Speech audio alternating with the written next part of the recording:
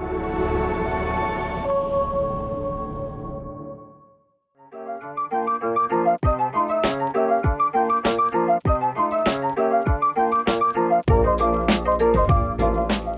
everyone, welcome to Unpunched, the board game expose. I'm here with Sam Cristall of Ejected Planet and creator of Dice Command. How's it going? Very well. How are you doing? Doing good. Doing all right. We'll start off with how your board game design journey began. Where did you start getting the inkling to start designing your own games? Sure. I started Ejected Planet a few years ago, sort of with the goal of making games in general. Originally sort of intended to make video games, but then I met Tyler Holman, who is the other designer on Dice Command, and he really had a passion for board games. As a lover of all games, I was like, all right, let's do it.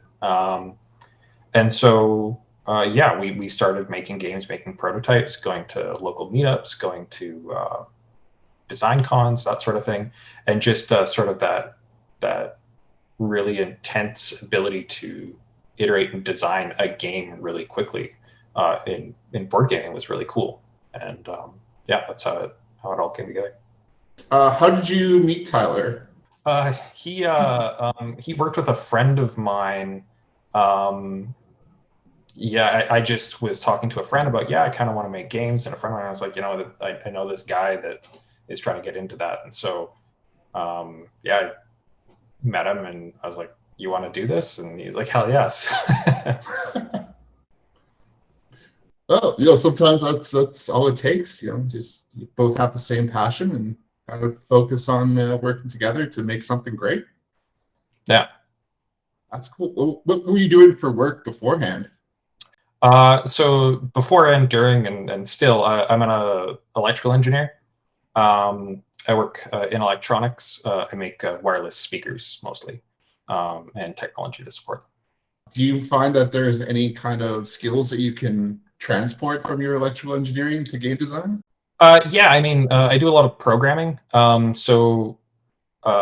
Programming is an invaluable skill when it comes to any form of game design. On the simple side, being able to, understand websites and all that sort of stuff. Because when you're doing it all yourself, we self-published, we ran our own campaign, we did everything. So being able to throw our own website together, understand how that all works. But then even getting into the nitty gritty of, writing simulations to figure out, what optimal card placements and stats are. It's helpful. It's very helpful to sort of understand statistics and apply that. Did you, when you were playtesting and stuff, did you have a system in place to kind of record and iterate changes for your designs? Yeah. We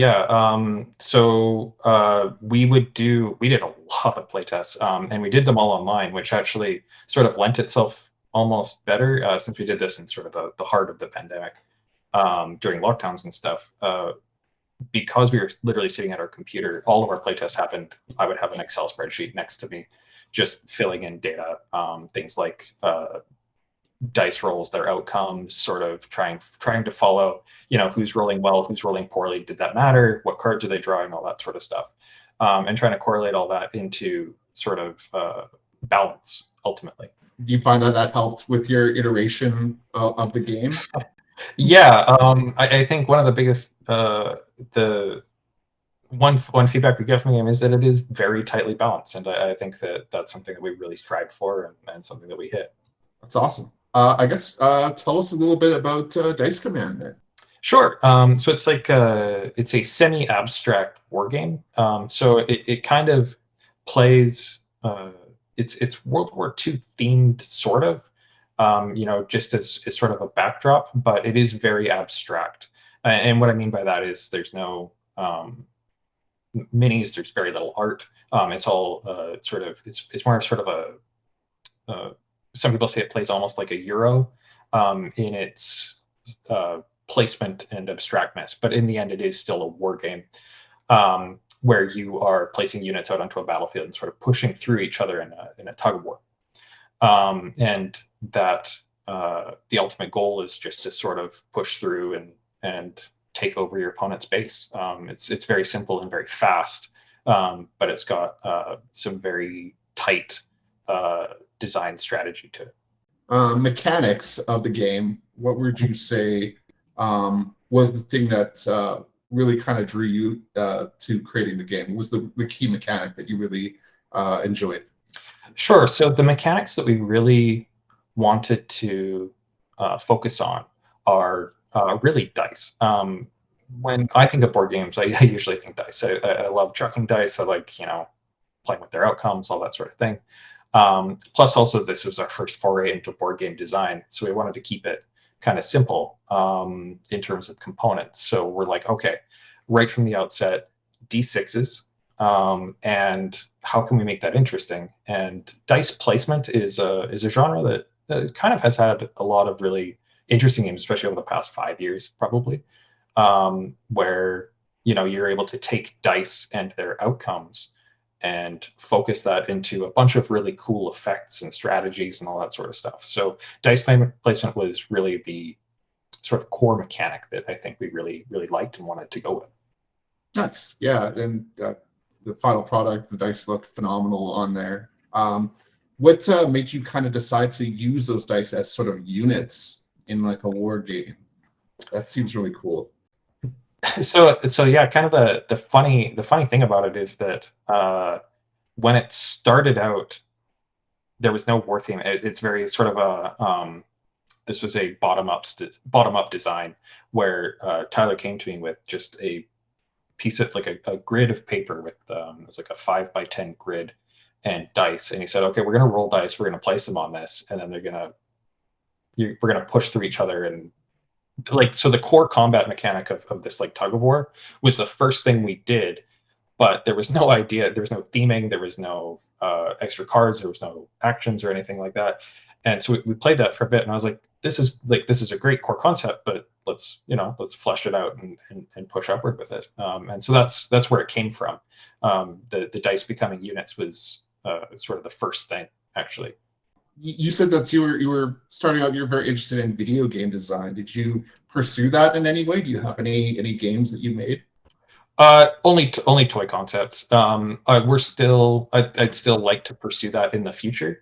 But that video game design is a very tough and arduous, long journey. So I'd still like to do that. I love the indie space. I love indie video games. Edmonton especially has a great video game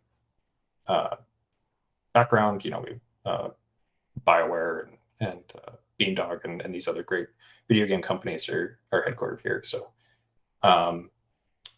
absolutely something that I'd like to pursue, but at the moment, no. Like a lot of games now have hybrids, sort of, you have app support or stuff like that. Do you feel like that's something that you could have in the future? Yeah, absolutely. I have a prototype actually that I showed Nick, actually, Nick Fong of Fandango Games, and I'm really excited about it. It's sort of an abstract like bomb defusal game that involves your phone and a bunch of hidden cards laid out on a table. And so I think there's a lot of space to be able to sort of expand on that. Again, though, I think I showed that to him right before the first lockdown, and I haven't been able to get it to a table since. So we'll see. Maybe this year I'll bust that out again. But yeah, I think there's some really, really cool ideas coming out where they can be extended and up the complexity, really. I guess you're talking about the pandemic. So I guess over the last couple of years, it's been a struggle for a lot of people to kind of find their footing in the board game space when there's a lot of lockdowns and people aren't really able to go out to conventions. How has the pandemic affected your guys' business? Well, so we didn't know any other business, I guess, fortunately. But it was kind of fine in a way. While we got our start at local meetups, and that really that really helped us sort of hone in on our core design. Like the first, I think the first month we went to 3 or 4 meetups locally to get a core design going. But after that, the first lockdown happened. That would have been February 2020, I guess. So we're like, okay, what do we do? And we immediately went online to try and find solutions. And at the time, there were the two big ones were Tabletopia and Tabletop Simulator. And so we put our stuff on Tabletopia because it was free for everybody. And the really cool thing about that is that it let us meet so many people. We were playtesting. When you go to local meetups, you're always playtesting with sort of the same 10 people. You sort of know their opinions, and you can, it's great to get that repetitive feedback. But going online, we were able to get feedback from people. We playtested 120 people from 50 different countries, sort of thing, right? Like, it was really cool to see that sort of global perspective on your game and get all that feedback. So for those who don't know what Tabletopia is, could you just explain the concept? Oh yeah, sure. So Tabletopia, and it's very similar to Tabletop Simulator, if you know that. But these are digital tabletop simulation engines. So you would play them in your browser or on your computer, where you would play a board game like you would in person. So it's a lot of picking up cards and dragging them around. It's not like a video game where the game has been turned into a video game that plays for you, but rather you have all the components that you would expect. You're just sort of a ghost in a hand picking up components and throwing them around on the table. So I guess what's been some of the really good experiences that you've had overall making Dice Command? Sure. The best experiences that we've had. So that testing experience, being able to test with people all around the world, I mean, that was huge. The Kickstarter campaign was a roller coaster of emotion, great and stressful, but ultimately great. Everyone, it did wonderfully. And then just all the support. Once we actually got the games, we did a couple local events and had people come out, and the support by our fans and friends has just been great. Yeah. Okay. So let's talk a little bit about your Kickstarter experience. So give us a timeline of when you started and launched, and some of the the pros and some of the cons that you've experienced going through Kickstarter. Sure. So we had planned. We sort of announced our Kickstarter maybe 2 or 3 weeks prior. I can't remember the exact date, but it was late September-ish or maybe mid-September is when we started our campaign. And we ran it for 30 days. I regret the 30-day campaign. I know that you're not supposed to do that. And I just kind of was like panic, opened the button, and away we went on 30 days. I'm like, oh, crap. But the campaign itself, those first few days are incredible. We funded in 8 hours, I think. We had a very reasonable goal. We're not expecting, this is not a $200,000 or $1 million board game campaign, but we met our goal within target and far exceeded it actually, which was great. And the thing with a campaign though, and the reason you shouldn't do a 30-day campaign is that those middle 2 weeks are really suffering. All of the hype is kind of calmed down. You're not really seeing as many engagements and that sort of thing. But fortunately, that all picks right back up in the last few days, and everyone, all the hype builds right back up, and it's all good. But just those middle weeks are a little bit of a, I kind of wish they just weren't there sort of thing. But it was a very positive experience, and again, our fans were extremely supportive. Did you entertain the idea of going to other publishers before you decided to launch a Kickstarter? Briefly, but really, the whole board game adventure, it was never really, maybe if I really wanted to pursue it as sort of the foundation of everything I wanted to do, but because this was more of a passion project, I wanted to learn everything there was to do about making a board game, and I felt like I could only do that if I self-published. So now that brings with it all the pains of what self-publishing means. But yeah, no, the publisher aspect, I wanted to see it all, right? And we wanted to see it all. So Can you think of any hard lesson that you learned in this process? freight and shipping are the worst.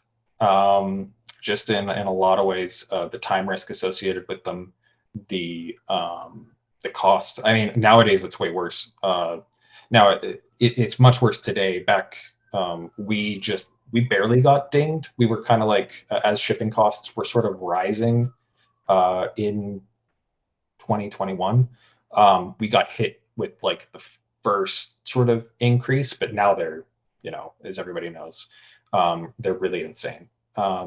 And so that really eats into the viability of a lot of these products. And because Kickstarter sort of makes you plan all this out in advance, it's just pure shock. Now we were fine, but I know a lot of creators were not, and that's a big stressor, I think, for a lot of creators. Yeah, it's been a tough lesson for a lot of people, for sure. So your overall game design product, do you make a lot of changes after the Kickstarter, just for sort of the components and the box sizes and all that stuff? Did you edit that up quite a bit? Not a ton. We did some balance, like some number tweaks, and some because we were still testing sort of balance stuff, but we did very few like major component changes.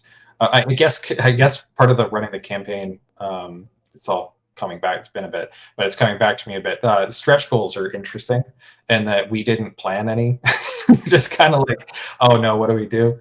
And so it was kind of like, oh, we could do this or we could do that, and it's a dangerous game, of course, because you do have to deliver whatever you agree to. But we wanted to make them exciting, so we came up with some sort of on the fly, and those caused a little like a few tweaks here and there. We calculated our box down to like the millimeter, which was, we should probably left a little bit more space, but the added components, we had to redo all the art, re-expand everything, but ultimately nothing really that drastic. And there were no the game that we advertised in the campaign is largely untouched, again, outside of some balanced stuff. So for all the artwork, you guys did all the artwork and stuff in-house. Can you describe that kind of feeling or that process? Sure. Well, Tyler, who unfortunately couldn't be here, he did all of the artwork, and I was his editor, I guess. But yeah, no, we did it all. We wanted that full control. We wanted to be able to really call it all ours, and that's a big part. It's a bit of a marketing thing too, right? Like, this was fully created by us, which is kind of nice to be able to say.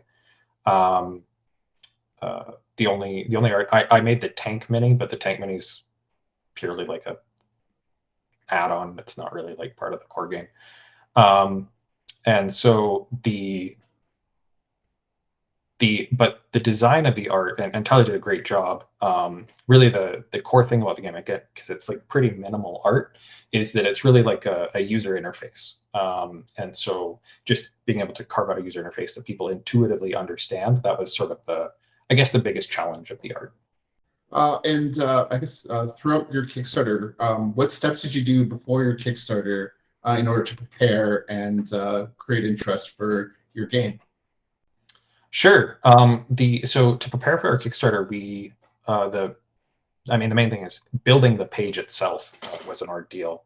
We just made a giant, I think, Photoshop file that we just sort of streamed our ideas into, and like, we think this should go here and that should go there, and then rebuilt it later.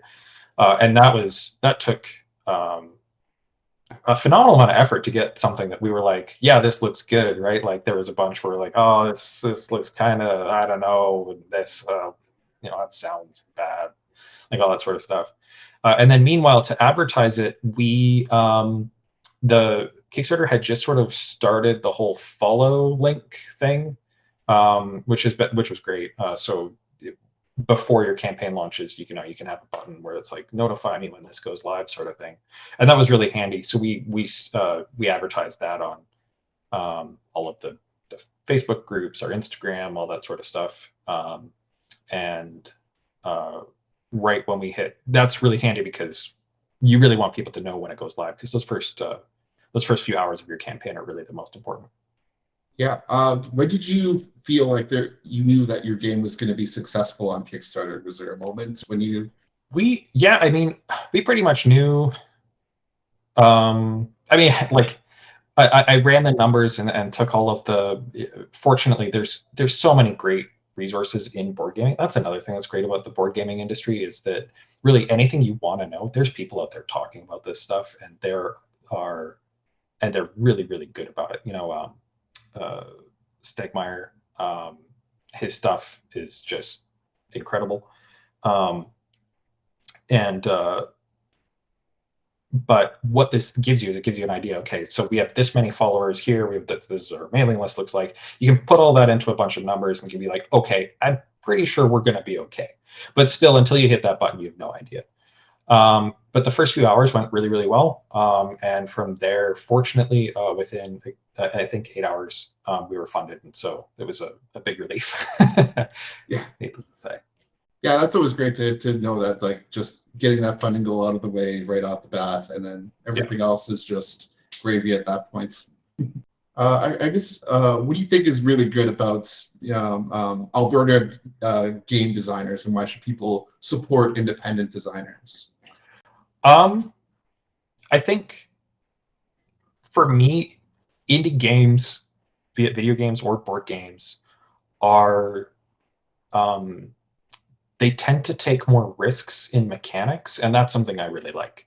Or risks in themes, or risks in components, or something, right? Like, indie developers are willing, because they kind of have to, like, in order to sort of strike out on your own as a independent developer, you kind of have to take some kind of risk, right? Like, you can't just take I don't know, make a Gloomhaven clone or something, right? And be like, this is Gloomhaven, but I did something slightly different. Now, that's not to say there's no success to be found there, and iterating on something, absolutely. But I always find that in the independent space, you find just such interesting creativity and such you know, a wide variety of products that you wouldn't find in sort of the AAA space. And that's why I think independent creators are really cool. And Alberta is really cool because we've got a plethora of events. We've got Gobfest, FallCon. There's a lot of great stores. Sentry Box in Calgary is incredible. We've got Mission Fun and Games up here. There's board game cafes everywhere. We've got, Tabletop has a billion up here. There's Hexagon, right? There's all these incredible companies focused around board gaming, and that's really, really cool. And where there's all that, there's board game designer meetups. There's great designers. There's just so many local resources if you want to get involved and play or make. Yeah. Why do you feel that designers have kind of banding together and play testing and helping each other's games? Like, how come in this space we've created really good community for that creative process? It's kind of like it's kind of akin to like the music industry. There's like, it's very artistic. These are artistic endeavors, and it's not because we're not AAA titles vying for, when someone goes out to buy a game, a AAA game, they have their favorite game, and they go and buy that. We're not worried about that, and that like the big companies will all compete to be that person's game, but we don't need to worry. I feel like we don't need to worry about that. We're not worried about competing for one particular person. We want to build all of our own games, and if we strike a chord with a particular person who likes our mechanics and our theme and our components, that's wonderful. And we all kind of create gaming is very complex, especially when you get deep into the board game world, and to understand all that and to have expertise in that, to be able to share that and build on it is really, really important. It's hard to find people that are capable of doing that. There's sort of two tiers of testing that you get when you design a board game, and you need both. You need sort of gamers that are just play lots of stuff, but designers are able to understand sort of that core element of, okay, like this won't work for that reason. And if you need that feedback, otherwise you can go down some real bad roads, broken mechanics and unbalanced stuff, all that sort of stuff. So you need sort of all of that. Yeah, I know with a few designers, having to look at them, I've managed to, scrap some complete, entire components and mechanics out of a game just to focus in on just the actual fun part of the game. And I've had some really positive feedback from a lot of great designers. Do you have any, any designer inspirations? Anyone who kind of inspired you in the industry? I am Tyler's the more the person who can answer these things. I'm more the video gamer, and I have my inspirations from that field. Your FTL, Darkest Dungeon. I'm a big Diablo 2 fan, like that sort of thing. But when it comes to board games, I play a lot. My big ones are I don't know. I enjoy sort of all of it. I played Twilight Imperium last week, but at the same time, I love sitting down for a game of Chinatown or something. Very chill. It's the space is so wide, and that's what I kind of love about it. So to point at any one point for inspiration is kind of tough because I kind of love it all. Yeah, there's a lot of things. I'm a big fan of Chinatown as well. It's such a great game. Yeah, I think that's kind of all the questions I have ready for you. That does really well. I guess thank you so much for your time, Sam. I appreciate you reaching out. For people who want to know more about Dice Command and Ejected Planet, do you have a website that people can go to? Dicecommand.com. If you want to check it out, we have a store at ejectedplanet.com. You can follow us on Instagram. Check it out.